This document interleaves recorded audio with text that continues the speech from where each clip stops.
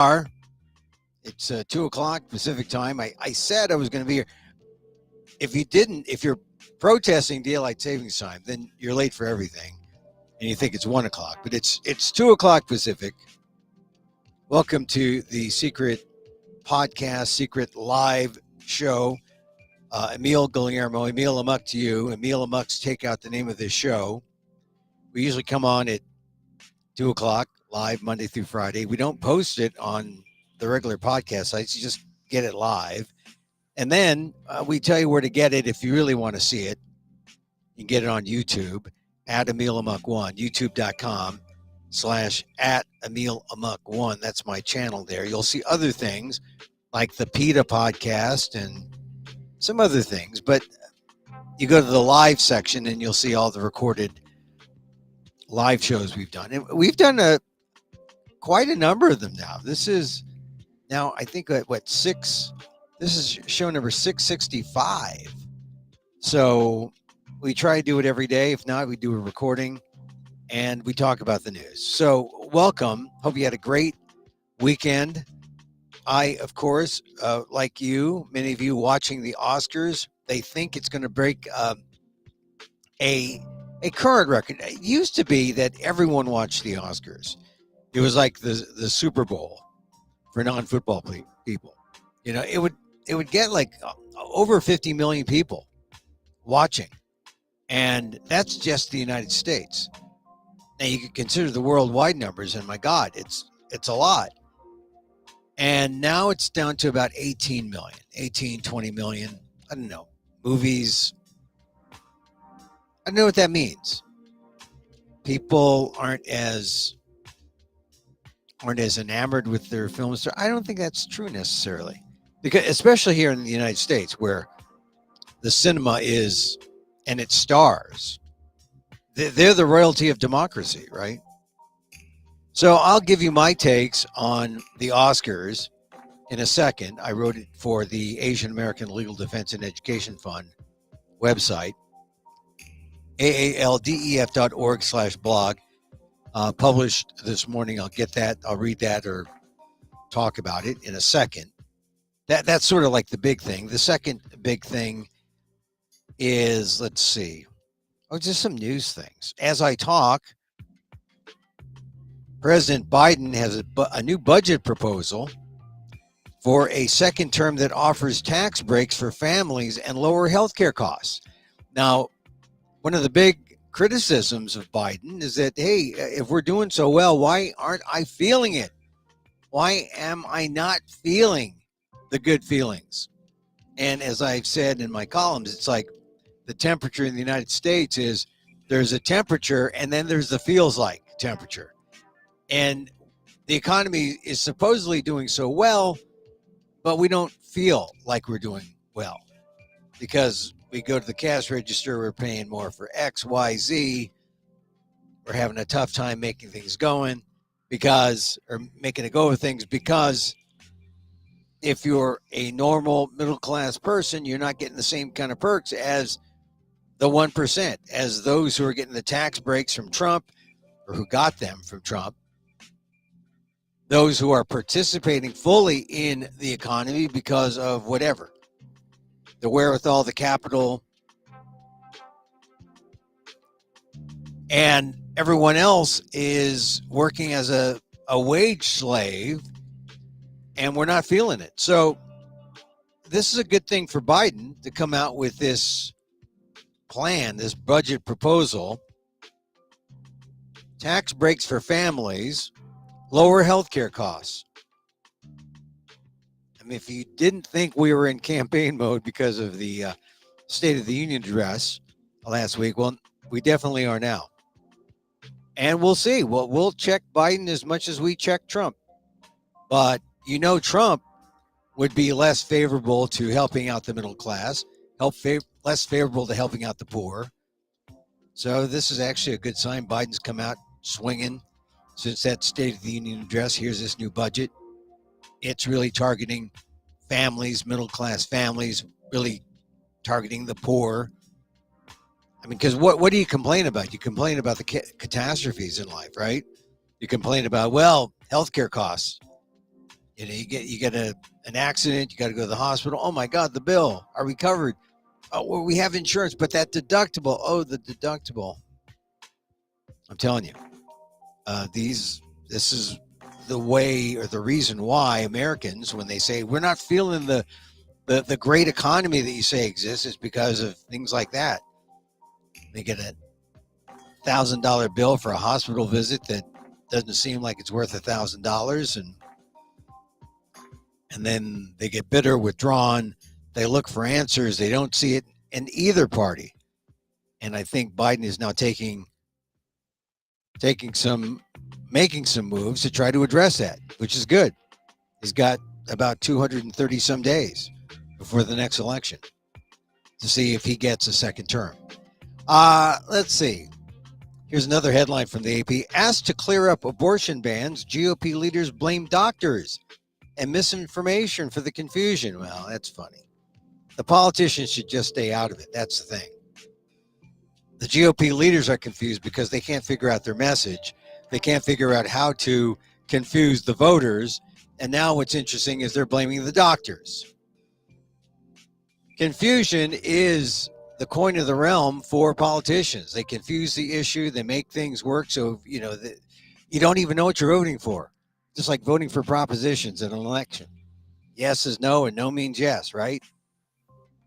And so they're getting a lot of flack because the in vitro decision by the conservative Alabama judge, and now the GOP leaders have backed themselves up into a corner, and now they're saying, hey, we're going to blame doctors for the misinformation. No. Blame your wrong-headed right-wing politics for the confusion. Let's see what else. Here's one.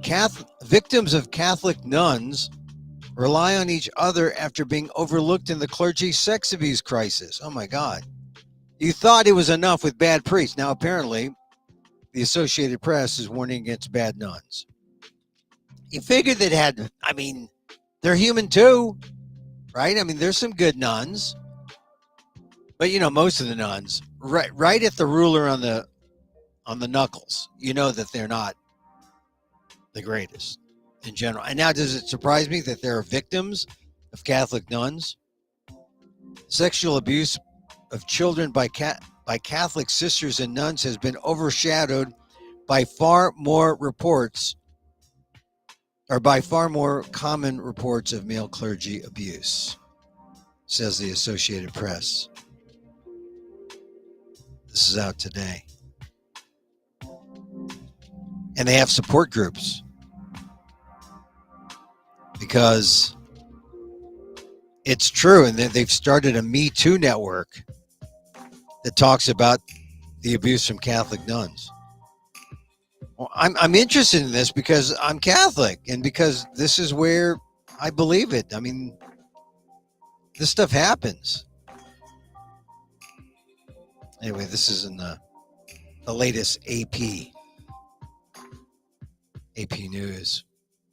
All right, so I want to talk about the Oscars in a sec, but I do want to talk about how I just finished up the Fringe Festival in the Rogue Festival in Fresno. Fresno, you laugh. They laughed at my stuff. I like Fresno. I'm not saying a bad word about Fresno from here on. For me, it's always like Fresno. If only Sacramento were like Fresno. If only Modesto were like Fresno. If only it were a little closer to San Francisco. It's actually kind of equidistant between LA and San Francisco. A kind of tough ride, a longish ride, 3 hours or so from either place. But it's far enough away so it's its own city. It's got its own newspaper, TV stations, its own industry. It's the raisin capital. I like Fresno, and I'm so happy they had the Rogue Fringe Festival, Performance Festival for people like me. There are people from all over the country performing. Their last shows were on Saturday. We had a farewell party and a goodbye breakfast on Sunday. I want to thank the Rogue Festival folks. Jaguar Bennett, president of the Rogue. a marvelous festival, one of the best Rogue Fest or best Fringe festivals I've attended, and I've attended about. I was like counting all the different Fringe festivals, about 8 specific Fringe festivals and 2 just solo performance festivals, and I have to say that the feeling I got from the Fresno folks, great energy, great vibe, and a wonderful time. So next time, 2025, if you get the opportunity to go to Fresno to see the Rogue Performance Festival, please do so. And certainly, I will be there. I'm gonna be back at the Rogue. The Rogue was such a great experience, and now I know how to do it. Now I know how to do the festival mechanics, and which theaters to go to and that kind of thing. And I did an interview with a fellow named Martin Dockery, who's one of the premier Rogue performers around the country. Actually, Fringe performers around the country. And so if you're curious about what storytellers do at Rogue festivals, check out, I believe it's episode 661, 662, where I talk to Martin Dockery. Anyway, met some great performers, great people there at the Rogue Festival. But now it's done for the year. And now I'm preparing for the next festival, which is the New York City Fringe Festival. It's formerly known as, they called it the Frigid Fringe. Here, I'll put it up on the board here. Formerly known as the Frigid Fringe, and I'm doing a new version of my show called Emil Amok, lost NPR host, wily Filipino, vegan trans dad. That's right. It's like the other show. It's sort of like John Leguizamo's Latin History for Dummies, only I don't call you dumb, and it's decidedly Filipino. But I do this comic memoir about being American Filipino. I talk about history, but I talk a lot about sex, just to be frank. And I talk about NPR and Harvard, and I talk about being a vegan trans dad. Vegan trans dad, Emil, are you kidding me? You got to see the show. And I put down what people have said about me and other iterations of Emil Amok. Oh, this one I liked at the Orlando Fringe. The Orlando Weekly person said, enjoy trying to keep pace with Guillermo's brilliant mind. Funny, poignant. This is, of course, something that my podcast listeners already know. Comical and often profound observations, said the Manhattan Digest.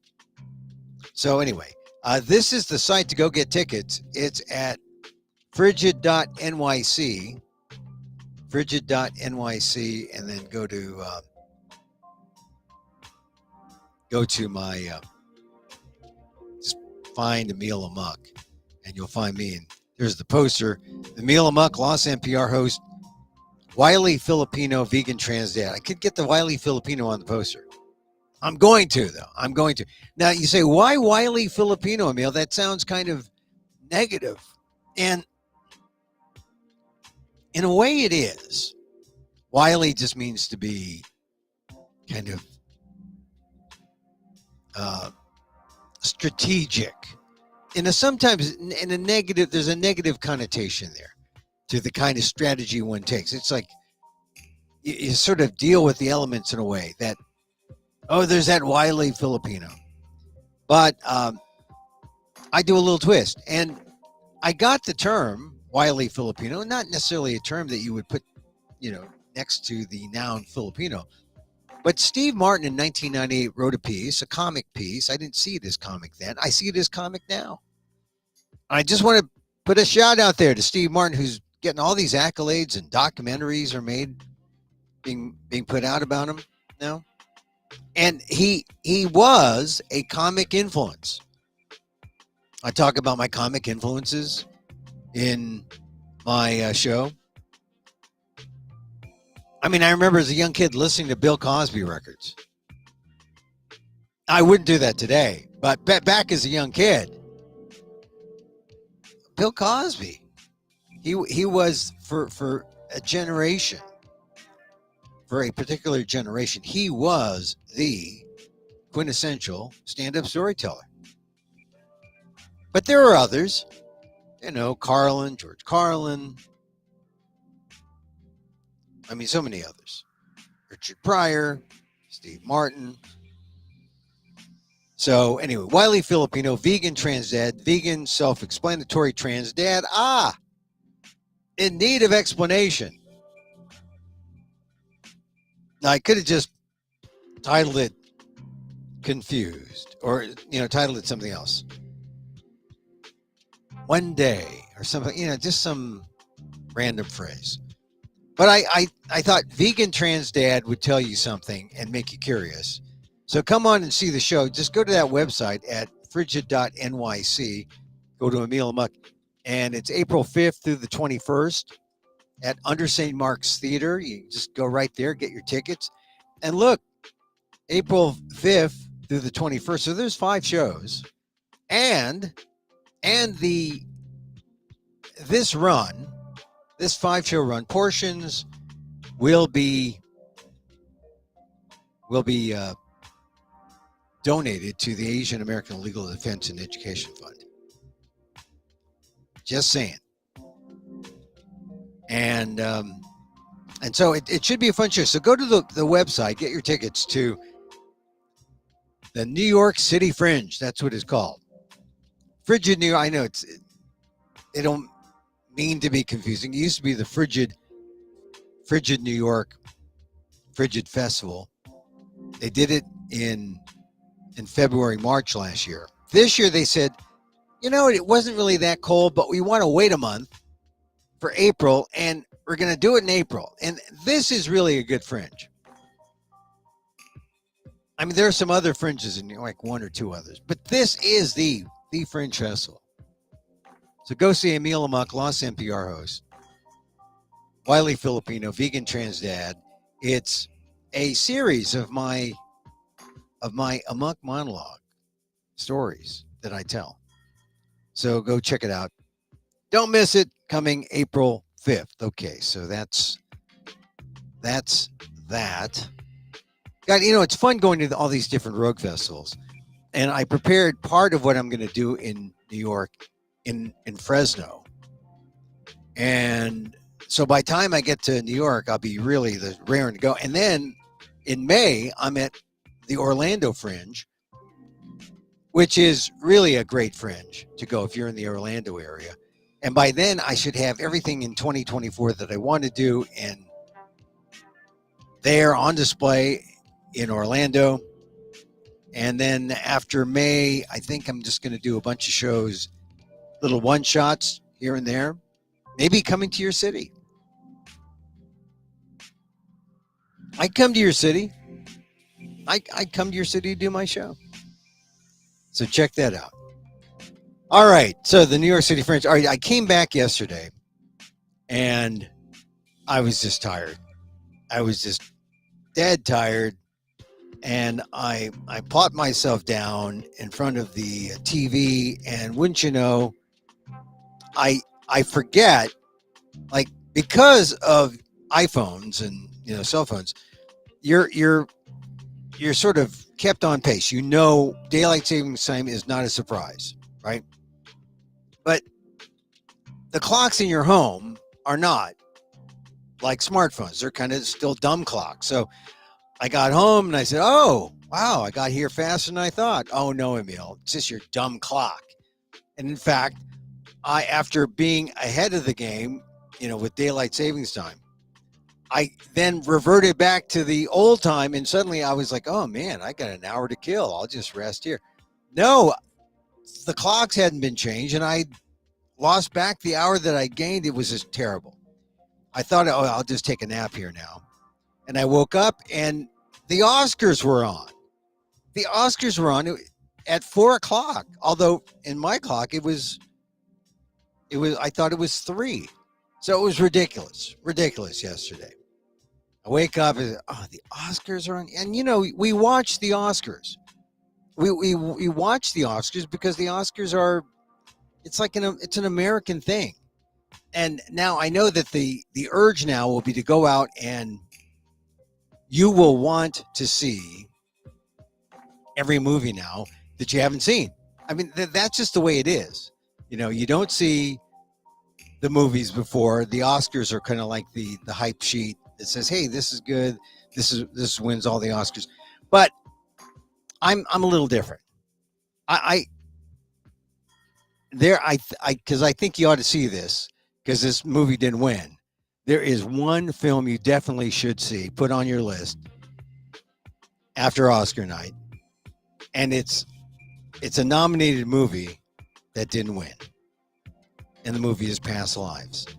And I say that this is sort of a Asian American focus show, subtitled WDAAT. What does an Asian American think? Because they never ask us. Emil, Amok's Takeout, my takes on all things considerable. Well, I've seen Past Lives now 3 times. In the theater, as well as, at home, streaming. It didn't win for Best Picture. It didn't win for Celine Song, or for Celine Song's original screenplay. She was up for original screenplay. But as one who was a film critic, I was in my day, and attended the Oscars when it was in the Dorothy Chandler Pavilion in LA. I would have to say Past Lives was definitely Oscar worthy as the modern Asian coming to America story. And if you haven't seen it, run to Past Lives. It's probably not in the theaters now, but you can get it on Paramount Plus, and I think maybe on Showtime. But Paramount Plus, definitely. It's not as harrowing as the news stories of Asians coming across the southern border today. I mean, it's quieter, but no less gripping. It's a love story about leaving and unleaving, loving and unloving. It's about what you gain and what you lose when you come to America from Seoul to Manhattan, with the climax in the East Village, which is my favorite place in New York. I love the East Village.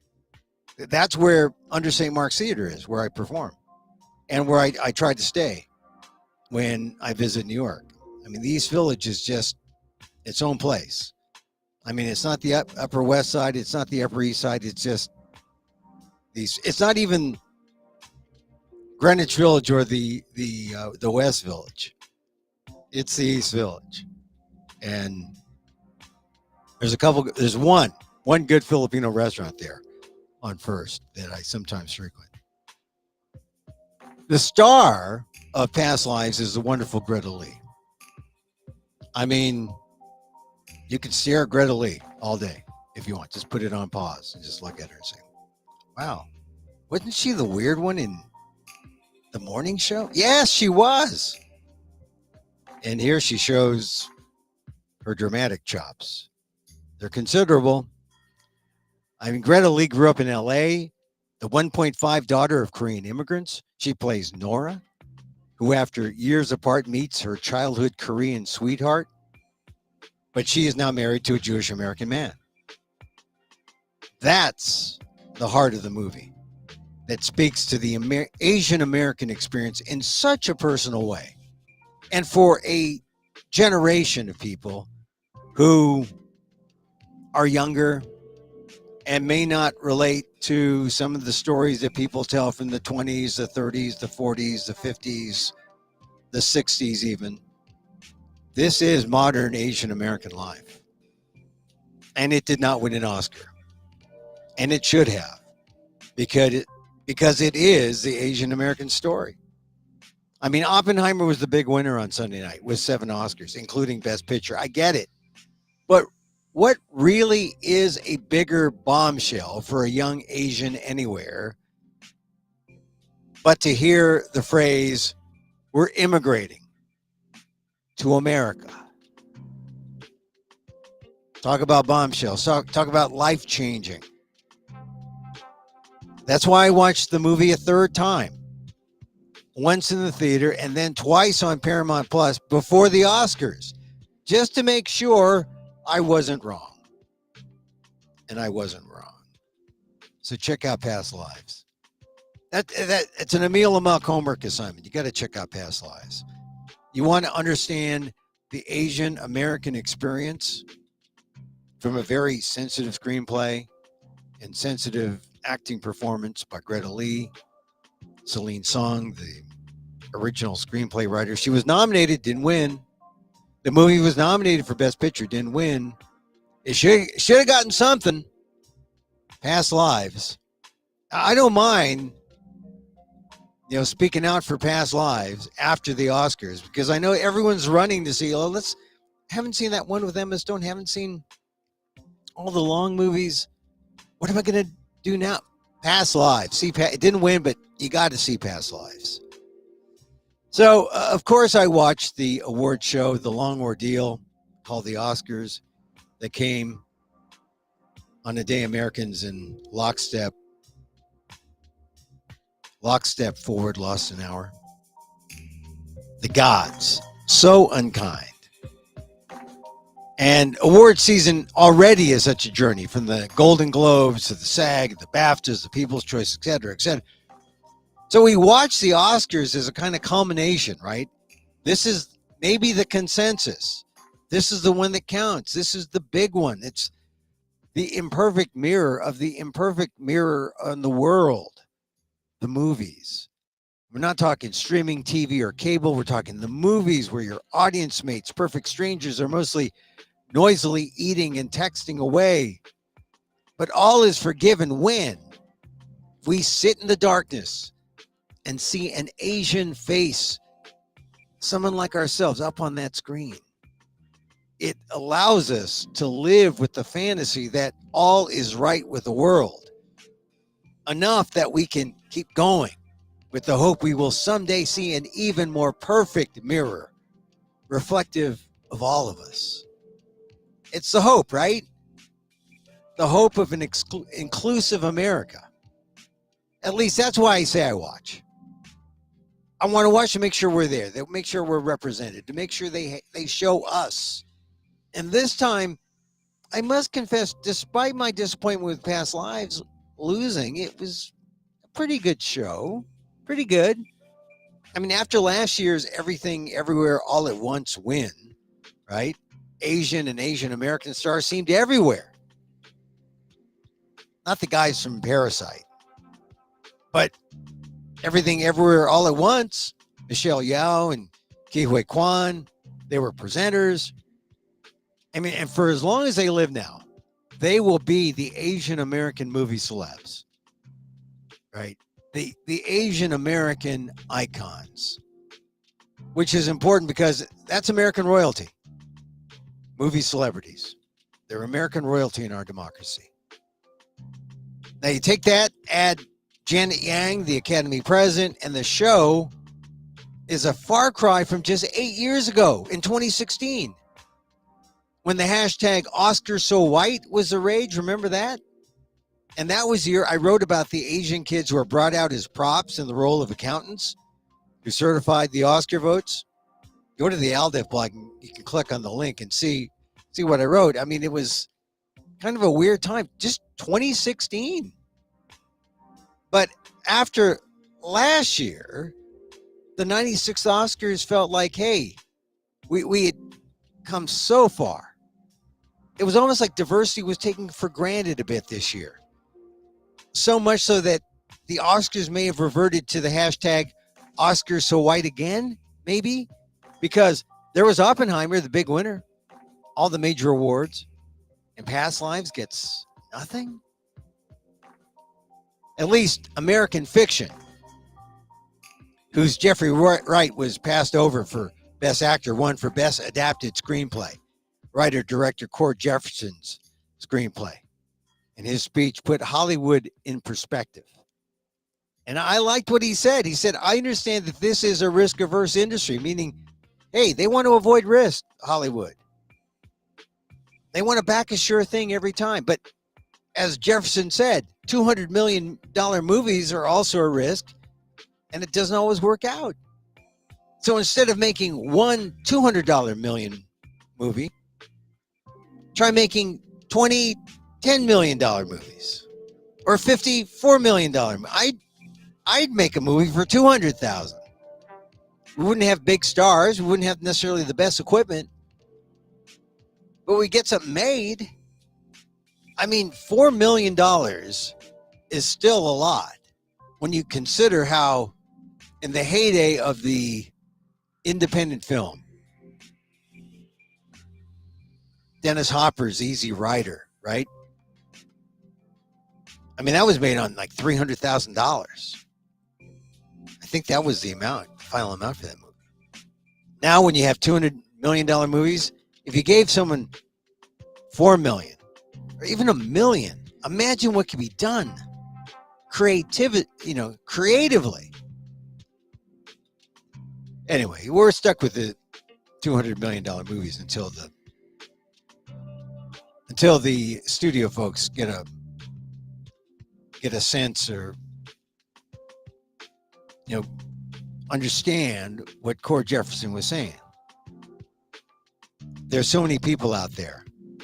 I mean, Jefferson's a rookie African-American director, and he wanted to show the folks out there that there are still people who are shut out and want the opportunity that he was given.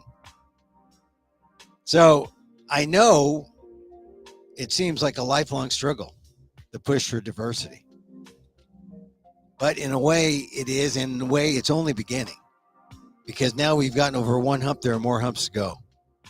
Can't just stop with Kihei Kwan and Michelle Yao. Got to keep going. People have stories to tell. I'd love to tell my story on film. I tell it at Fringe festivals because it's cheaper. And it's live. There's something about being live that's special. So anyway, I was watching Cord Jefferson's speech and I was thinking, yeah, he's right. And this is one of the things about different voices. You'll get different stories. And the realization that we're not quite getting all the stories yet, even though we are making great strides, it made it a surprise that Lily Gladstone, who had made history as the first Native American to win Best Actress at the Golden Globes, the SAG Awards, she lost Emma Stone. I mean, no knock on Emma Stone, also a gifted actress, but Lily Gladstone, Flowers of the Killer Moon, I mean, you look for Oscar to be the consensus, right? To show that there was a consensus for what was great this year. And with Emma Stone winning, it almost makes it like, well, it was close between the both. I don't know. I don't think so. Because you'll see an Emma Stone kind of story time and time again. You will not see Lily Gladstone in a Martin Scorsese vision of Native Americans on film. It's not going to that doesn't happen every day. And it was a wonder that, well, I mean, how did you feel when you saw those Osage tribal singers sing the Wazhazi? I think that's how they say it. A song for my people. I guess we were to think that would be enough tonight. Because everyone expected Gladstone to win. She didn't. So I was thinking, has diversity fatigue set in after the great everything everywhere all at once last year? Did we think that we reached the mountaintop and that was it? There's more mountain to go. There is more mountain to go. So don't let diversity fatigue sit in. I had Oscar show fatigue almost set in. I mean, it was more than 3 hours long. But from the very first award, it was clear that there was a message that diversity still matters. I'm talking about Divine Joy Randolph's speech.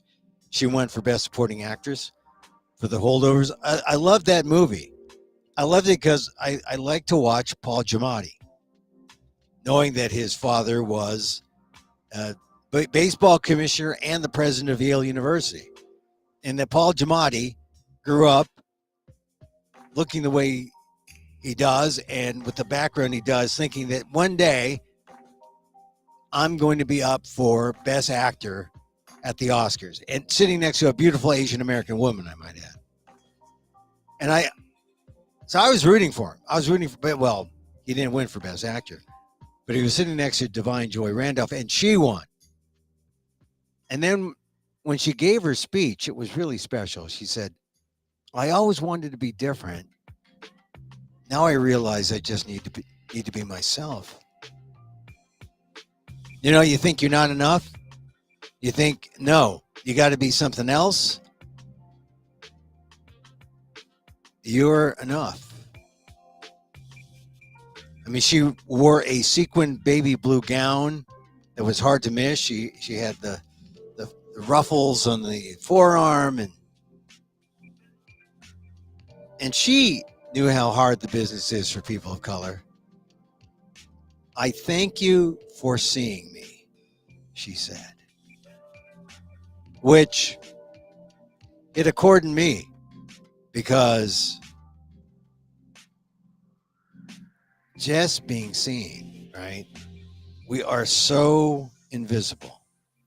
Just being seen is so important. So Divine Joy Randolph kicked it off for me, and I was in diversity mode from the first award, and then slightly disappointed when the awards came down, and glad to see other diversity messages like Cord Jefferson's, and when Kihe Kwan, and when Michelle Yeoh showed up, Zendaya, who gave a large donation to the Cal Shakes up in Orinda, local girl. I'm just happy to see people of color, but knowing that, hey, we're not there yet. We're not there yet. So as I write, or as I tell you this, the ratings aren't out yet for the show, or I haven't seen them yet. But in the 70s and 80s, the viewership would reach 40 million and got over 50 million in 1983 when Gandhi won Best Picture. And now in recent years, the audience is half the size. I guess my point is, it's still, even at half the size it was, a great platform to send a message. And so from the podium, there were some pro-ceasefire messages and one pro-Ukraine message, reminders to us all that there is a real world out there that we need to care about. The Ukrainian director on the Mariupol documentary. I have to admit, I'd never heard of Mariupol before the war, but because of the constant reports about Mariupol, about it was an arts community, and then how it was bombed, and a center for more bombings throughout the war. It's sad because at the very start, 3 years ago, I remember people from Mariupol, strong and defiant. And now we're 3 years in, and the director said, I'd rather not have this. I'd rather there be peace and Mariupol be whole than have this award. I'm probably one of the only directors who won who would say this, but it's true. It is true. So it's important to get that message. Of course, I mean, it seemed to strike a nerve with the audience.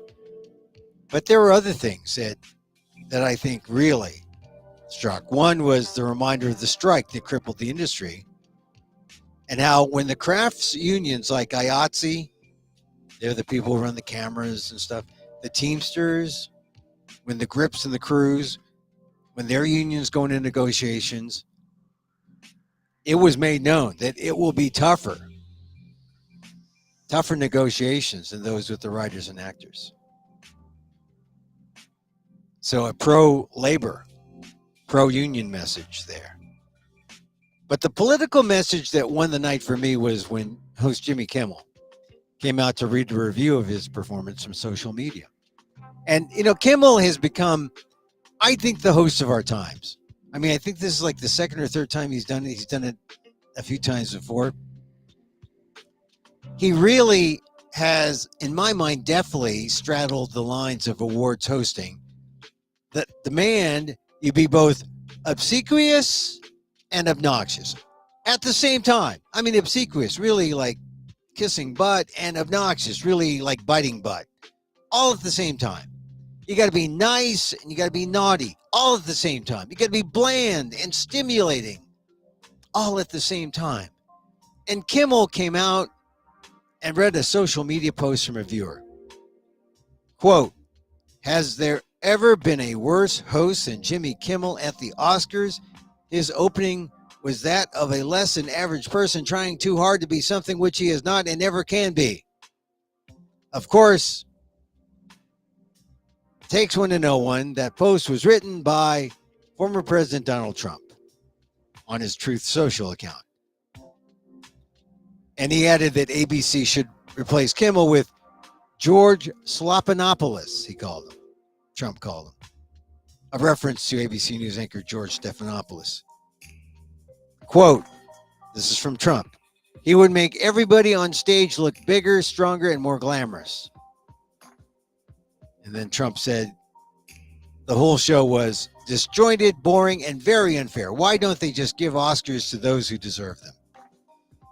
That was Donald Trump. I mean, apparently there were other negative quotes, but for my dollar, for my money, Jimmy Kimmel was a great award show host, especially for the Oscars. I had no qualms about anything he did. In fact, reading that tweet was, I think that brought it home for me.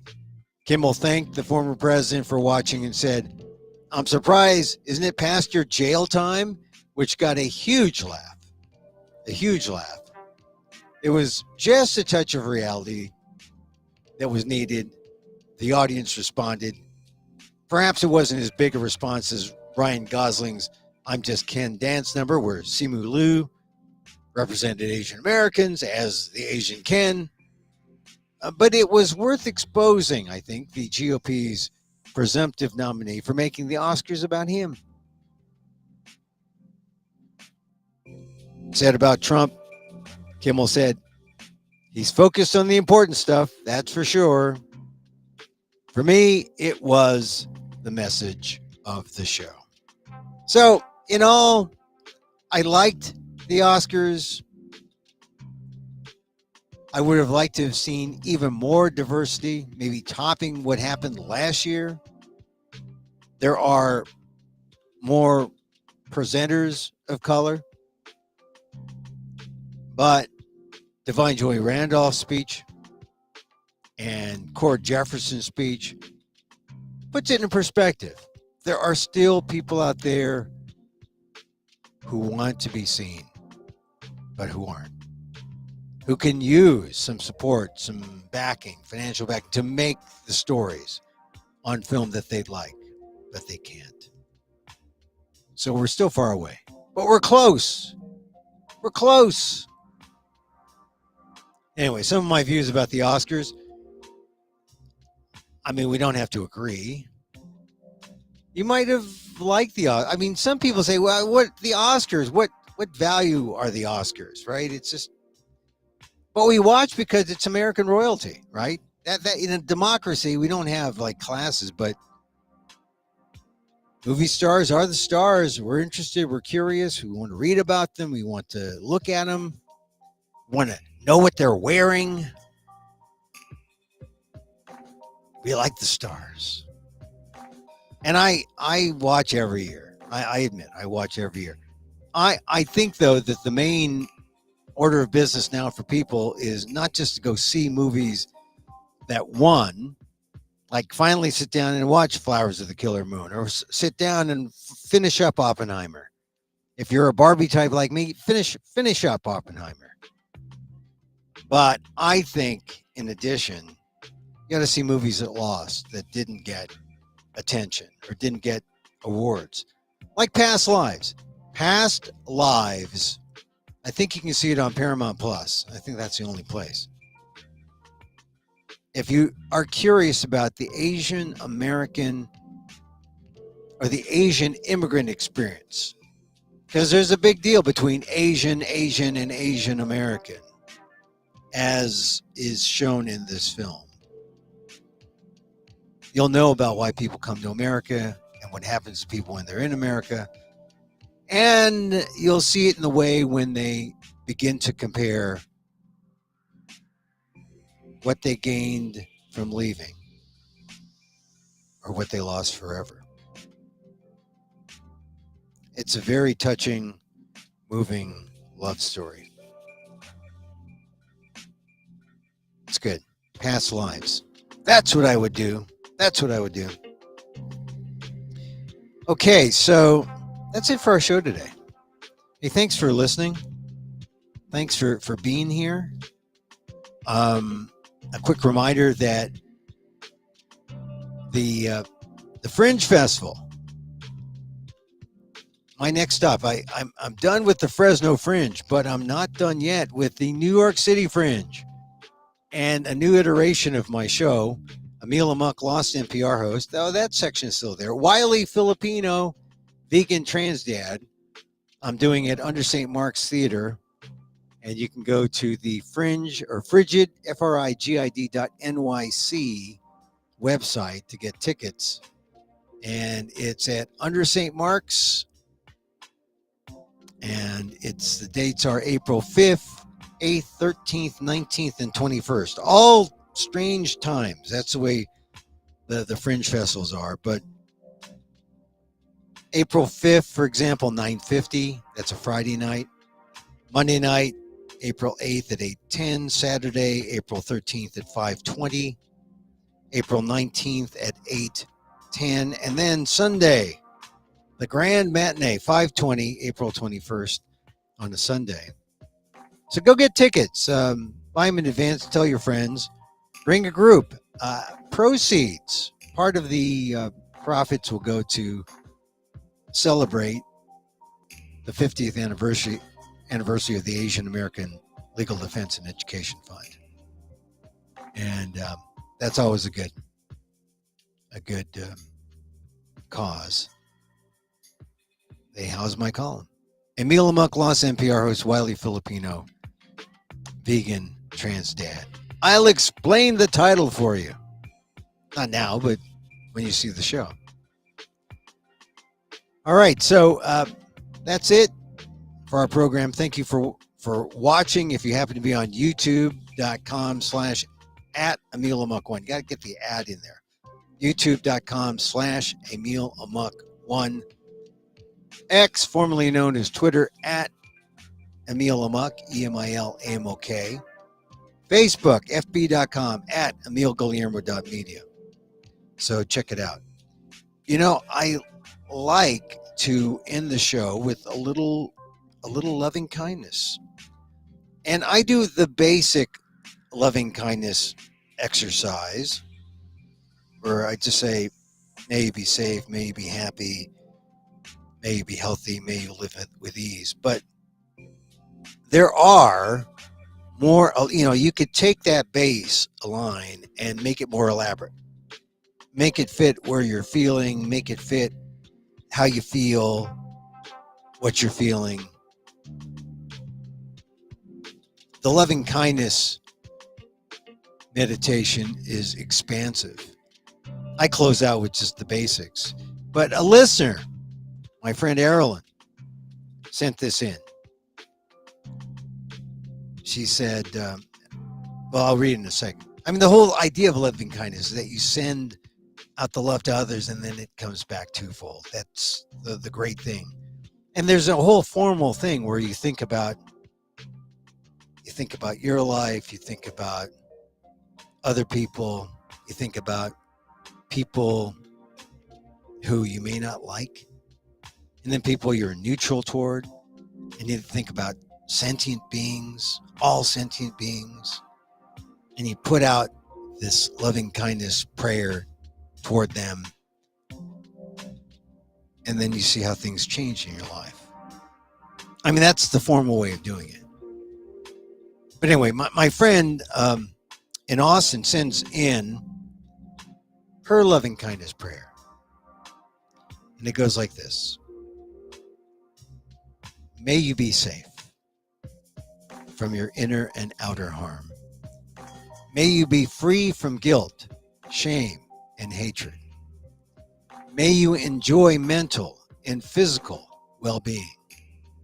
May you live with the ease of an open heart.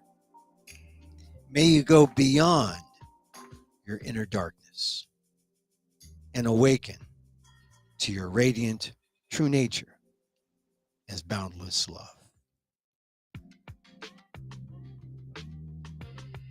You could take the loving kindness meditation and make it your own. Thank you, my friend Erilyn. And so, we close. And as I wish for me, I wish for you. May you be safe. May you be happy. May you be healthy. And may you live with ease. Got the link to those New York Fringe tickets there for you up on the screen if you're on YouTube. Back again tomorrow. Till next time. Mahal Kita.